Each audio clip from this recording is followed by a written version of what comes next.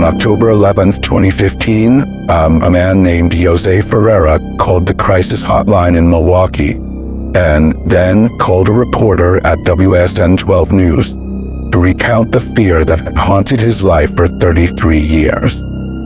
He had never slept peacefully, as the ghost of a beautiful girl whom he knew as Carrie Ann Jopek continually visited him, demanding justice.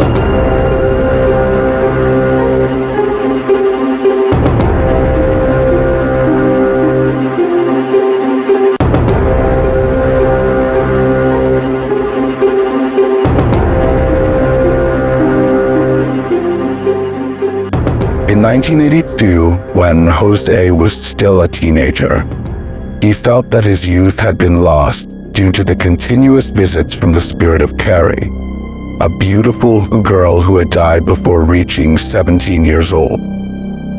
Every night, as he tried to sleep, he heard whispers that he recognized as Carrie's voice. Initially, Jose tried to ignore the whispers, but Carrie's voice only became clearer. He felt that the girl was always following him wherever he went. Carrie often appeared in the corner of his vision and then vanished when he tried to focus. She also appeared in his dreams, standing at the foot of his bed and staring at him with a look of intense anger. Over time, Jose was unable to lead a normal life. Every time he saw a girl of Carrie's age, his heart would race and cold sweat would pour down his body, leaving him trembling. These experiences led Jose to eventually make a shocking confession, especially to those closest to him. Jose could no longer endure being visited by the ghost of Carrie, the girl who had died at his own hands in 1982.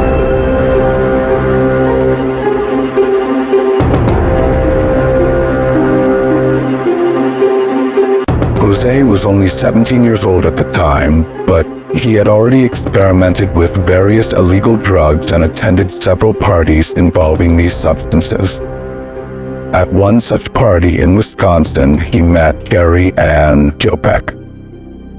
Under the influence of drugs, Jose invited Carrie to the basement for a sexual encounter.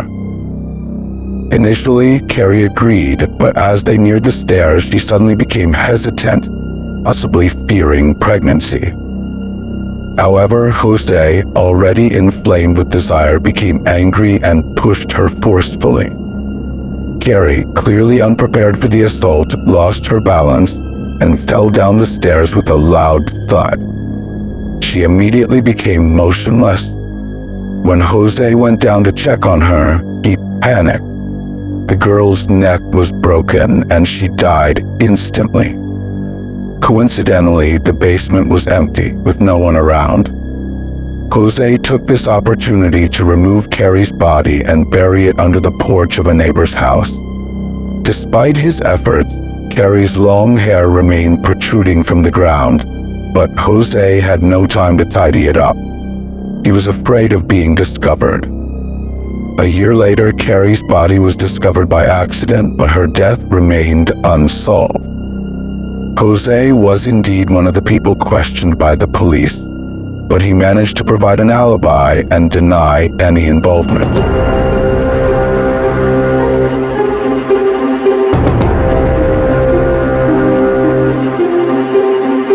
Years went by, and as previously recounted, Jose was eventually forced to make a detailed and regretful confession. There was no doubt that he was indeed the perpetrator.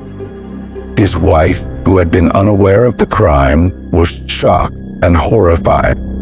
She promptly reported her husband to the police. On the same day, the police arrived to arrest Jose and proceed with the investigation. During the interrogation on October 13, 2015, Jose confessed everything honestly, recounting the moments of Carrie Ann Jopek's death that he deeply regretted. According to the records, the victim's mother, Carolyn Tuignan, reported her daughter missing on March 16, 1982. On the same day, she learned that the 7th grade student had been suspended from Kosciuszko Middle School for skipping classes. 17 months later, in August 1983, a contractor working at the Tuinyans neighbor's house discovered Carrie Ann Jopek's body buried under the porch. An autopsy cited in the criminal complaint revealed that Jopek died from internal bleeding in her skull due to head and neck injuries. She was found buried in the clothes she had last worn. A few days after the 1983 discovery, a neighbor informed the police that they had seen Ferreira acting strangely, crying for an unknown reason. The case might never have been solved if Ferreira had not confessed. If found guilty, he would clearly face the possibility of a 20-year prison sentence.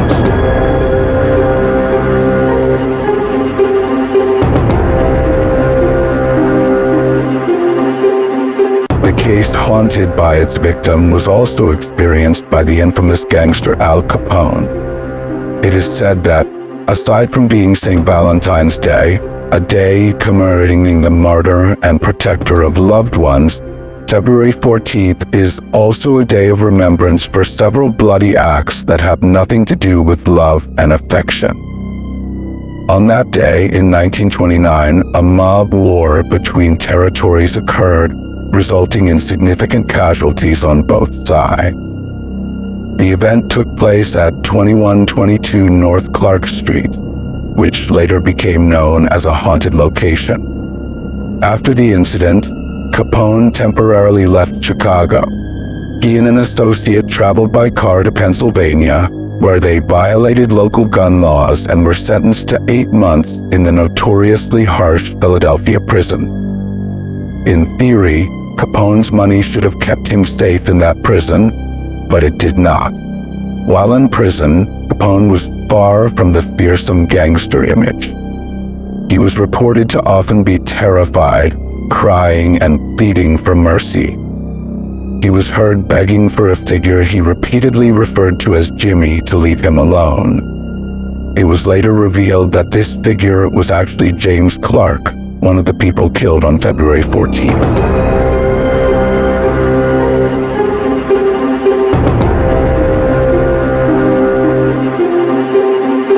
Clark had to be killed in the war because he was the right-hand man of the enemy leader and also his brother-in-law.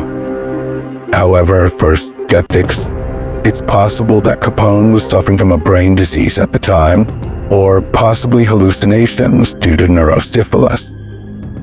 Another opinion suggests that Clark's ghost was actually a manifestation of Capone's guilt. While imprisoned, Capone had no activities other than reflecting on his past actions. Strangely, some of Capone's guards and close friends claim to have seen Clark's ghost appear and stare at Capone in his cell, while Capone himself appeared to plead for mercy.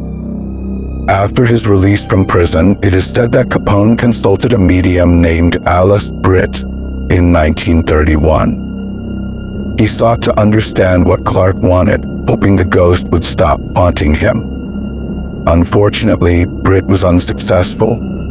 Clark's ghost continued to follow Capone, appearing repeatedly as Capone faced imprisonment again for legal violations, and perhaps until the end of his life. Capone died, ironically, in his bed from a heart attack in 1947. Since then, it is said that James Clark's ghost also disappeared and has not been reported by anyone again.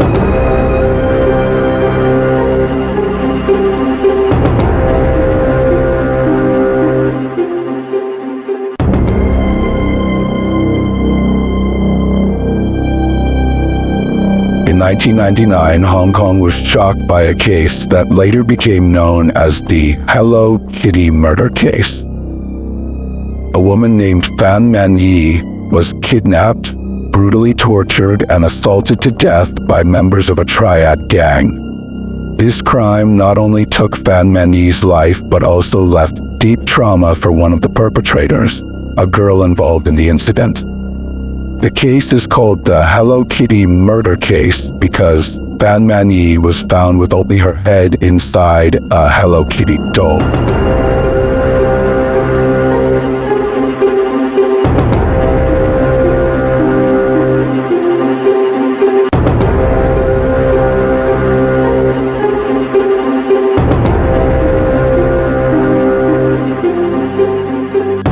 For some reason, Phan Man Yi's life was marked by misfortune.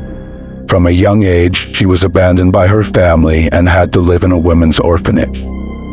By the age of 15, she had not been adopted, and once she reached that age, she had to live independently outside the orphanage. Before she turned 17, she was already homeless, living on the streets, and was forced into prostitution to get some basic sustenance. No one paid any attention to her plight. At age 21, Phan Man Yi was sold to a brothel by a syndicate, which led her to fall into dangerous drug use. She became an addict and married another addict in 1996. 2 years after their marriage, the couple had a child, and Phan Man Yi gave birth in November 1998. Did the marriage make Phan Man Yi happy? Not at all. Their apartment neighbors described Chi Yuan, Phan Man Yi's husband, as someone who frequently engaged in domestic violence. Their nights were filled with shouting, slapping, painful screams, and the constant crying of their baby. Eventually, Phan Man Yi decided to secure a better future for her child. She left her illegal job, stopped using drugs, and left her husband. She was determined to provide for her child with a better life. Unfortunately, this did not come to pass.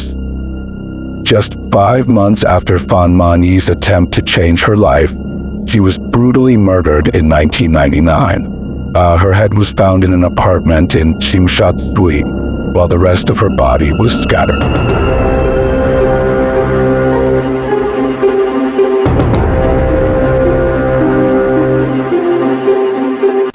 No one would have known about the incident if a teenage girl who was in the wrong place at the wrong time had not reported it to the police.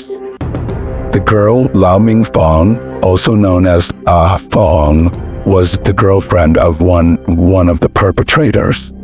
She claimed to be terrified because she was haunted by the spirit of Phan Man Yi, which seemed to be seeking justice. The ghost allegedly appeared at her dining table, sat in the back seat of her car, in the bathroom, and even lay beside her while she was sleeping. This occurred day and night, causing Ah Fong to feel as though she was losing her sanity.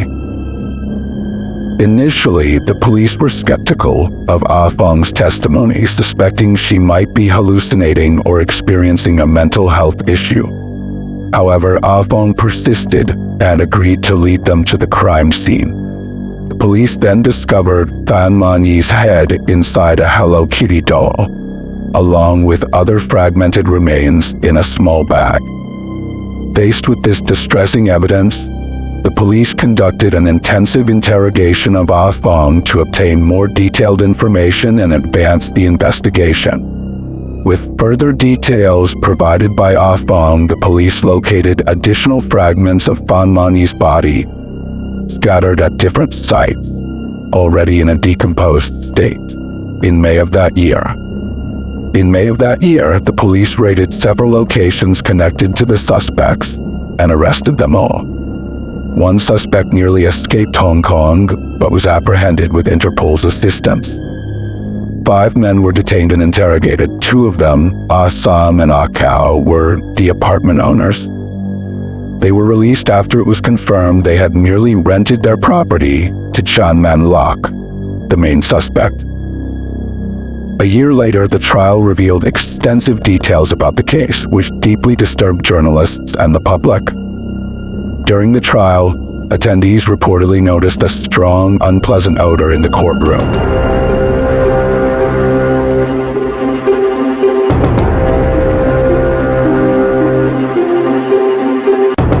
The trouble began when Phan Man Yi was still working at the brothel. Chan Man Lok, a member of a well-known Hong Kong gang, was a regular customer. One day, Fan stole 4,000 Hong Kong dollars from Chan's wallet. After confirming that Fan was the thief, Chan confronted her to demand the return of the money and forced her to pay an additional 10,000 Hong Kong dollars as compensation. Even though the stolen money was returned, Chan insisted that Fan still owed him the extra $10,000 and gave her a deadline to come up with the amount. On March 17, 1999, learning that Fan no longer lived with her husband, Chan and two of his associates went to find her. One of the associates happened to be accompanied by his teenage girlfriend. Chan had prepared everything in advance, including renting an apartment for his brutal plans. According to Chan, he initially intended to sell Fan to other men until her debt was settled. He rented the apartment as a place where Fan would serve clients. However, the judge was not convinced. The apartment seemed to have been rented specifically to confine Fan, as the group was rarely seen staying there during the abuse. For 1 month, Fan was subjected to inhumane treatment and extreme abuse almost daily. What was particularly distressing was that during the abuse, Fan was forced to smile and claim that she was enjoying everything. If she refused or cried, even more severe forms of punishment would follow. When Sean and his associates arrived on April 15th, they found Fan had already passed away. They then tried to cover up their crime by dismembering her body with some parts discarded in the trash. Ultimately, Ah Fong exposed everything. Sean was arrested at an apartment in Shek Ning while his wife, Ah Pui, had just given birth. Regarding the sentencing, two perpetrators, Chan Man Lok and Lung Wai Lun, were given life imprisonment. Another perpetrator, Lung Xing Shou, also received a life sentence but with the possibility of reduction. Ah Fong, on the other hand, was not punished. As a minor, she was granted immunity for her willingness to testify against the perpetrators in court. Later, Lung Xingshou managed to reduce his sentence to 18 years and was released in 2014 due to remission. However, it appeared that criminal behavior was deeply ingrained in him, as he was arrested again in 2022 for molesting a girl. Why did they receive only life sentences despite their extreme cruelty? Because Hong Kong abolished the death penalty on April 23, 1993.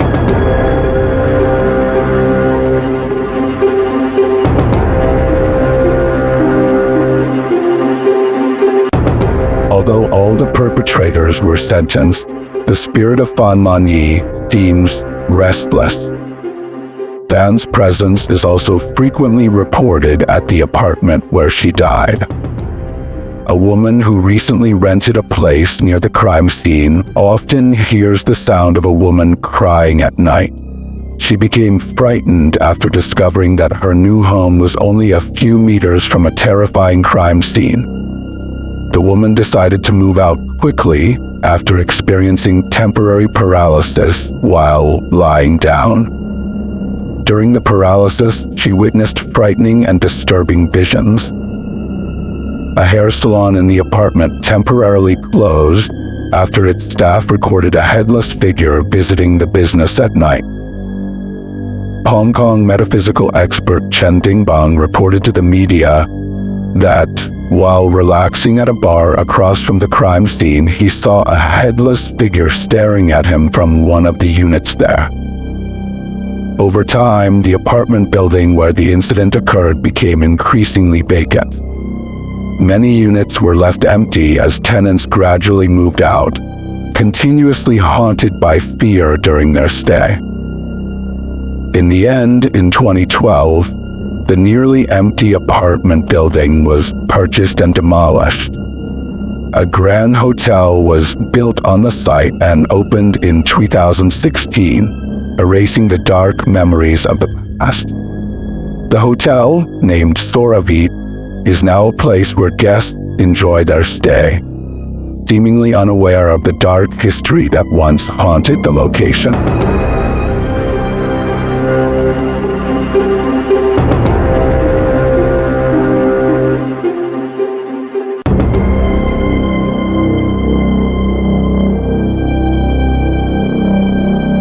In the dynamic and competitive world of art, the desire to become famous often drives many artists. Fame not only brings recognition and appreciation for their talent, but also opens various career and financial opportunities. However, behind the quest for fame, there are strange methods used to achieve this goal. One of the more extreme and irrational methods is through murder.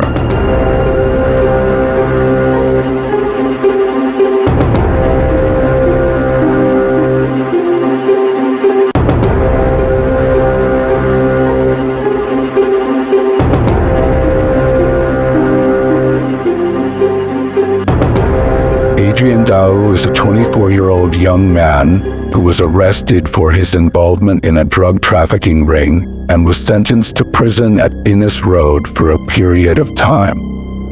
However, his days there became so terrifying that they were nearly unbearable. Every night, when the prison guards turned off the lights and the corridors fell silent, Adrian began to sense the presence of an invisible entity circling his cell. Faint whispers, like the hiss of wind, could be heard in his ears, though it was unclear what they were saying. Then, a transparent woman appeared with a pale face. Her empty eyes stared intently, causing Adrian to tremble and nearly faint. Initially, Adrian tried to ignore the ghostly presence, thinking it might be just his overactive imagination. However, the apparition's visits became more frequent each night. Adrian could no longer escape the presence, even when he tried to sleep or calm his mind. He felt he was never alone in his cell and became increasingly distressed. The mounting fear ultimately led Adrian to report the situation to the prison guard, but the guard merely laughed it off. Many inmates had been in his cell for a long time, and none had reported any ghostly sightings. Desperate to escape further terror, Adrian eventually made a shocking confession. A confession that led him back to the police station to face other past crimes. It was at the interrogation table that he revealed a dark story he had kept hidden for over 2 years.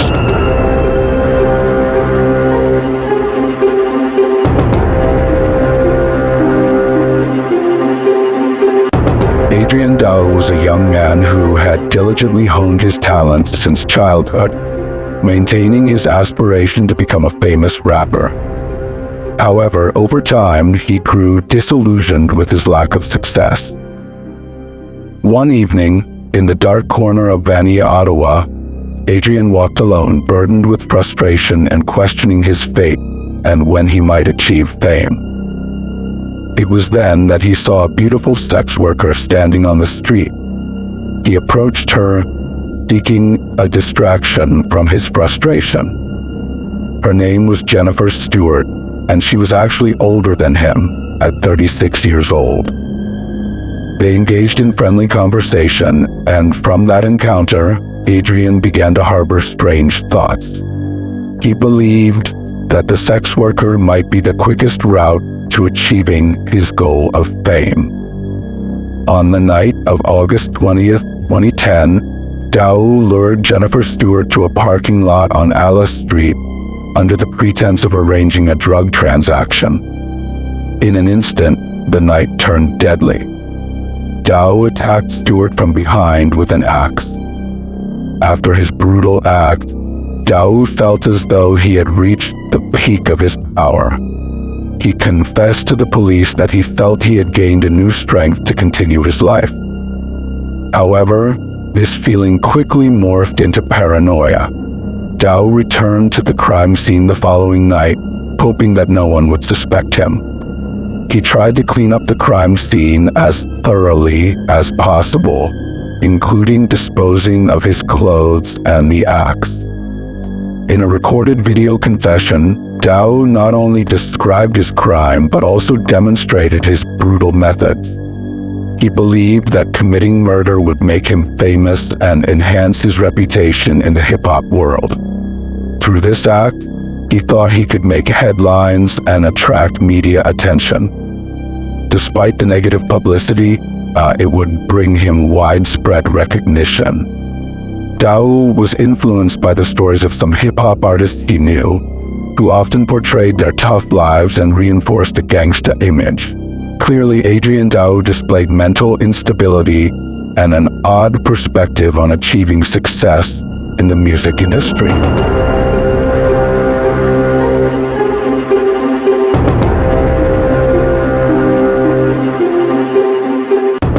In the confession made on February 26, 2013, Dao stated that he had informed 4 friends about his crime. Detective John Monette testified in the first-degree trial that the police had tracked down those who were informed, but they had not been located. Only one name was obtained, but unfortunately that person had already passed away. Initially, John Monette was skeptical that Dao, a drug dealer and dishwasher, was telling the truth. However, based on the investigation, several details known only to the killer matched the results of the victim's autopsy. Dao initially claimed to have killed the victim with a military knife, but during the demonstration he held it as though it were an axe. Thus, the actual weapon used was an axe, not a military knife. It seemed he was lying to add more value to his actions. In Dao's confession, Jennifer Stewart was described as having tried to push his hand away, which matched the severe wrist injuries found on the victim. It appeared she was trying to defend herself, but it was in vain. Dao was proven to have meticulously planned everything, including wearing a mask, gloves, and glasses. This clearly worsened his sentencing. Dao felt relieved after revealing his secret. He also expressed regret for Jennifer Stewart's death in a manner that was unjustified. He apologized to the victim's family, stating he deeply hated what he had done. Jennifer Stewart did not deserve to die in such a way, he said in the video confession. He expressed a desire to start a completely different life after making amends for everything.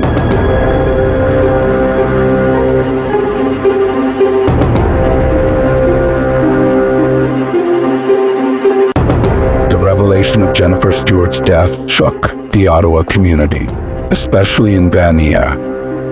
The residents of Vanier, accustomed to a relatively quiet city life despite some minor criminal incidents, were suddenly confronted with the darker side of social reality that is often hidden behind everyday life. Many people were outraged and felt that the legal system needed to deliver more decisive justice. This anger was directed not only at the perpetrator, but also at the social conditions that allowed such violence to occur. There were calls for increased preventive measures and protection, particularly for vulnerable individuals like sex workers. The case also led to increased police patrols in Vanier and the installation of more streetlights and surveillance cameras. Community organizations revitalized mental health campaigns and opened spaces to better channel latent talents. Residents began to collaborate more closely, support one another, and create a safer, more caring environment. Together with the authorities, they worked to address underlying social issues such as poverty and instability that can trigger violence. Law enforcement started adopting a more holistic approach in handling violence cases, focusing not just on arrest and punishment, but also on understanding the root causes and preventing similar violence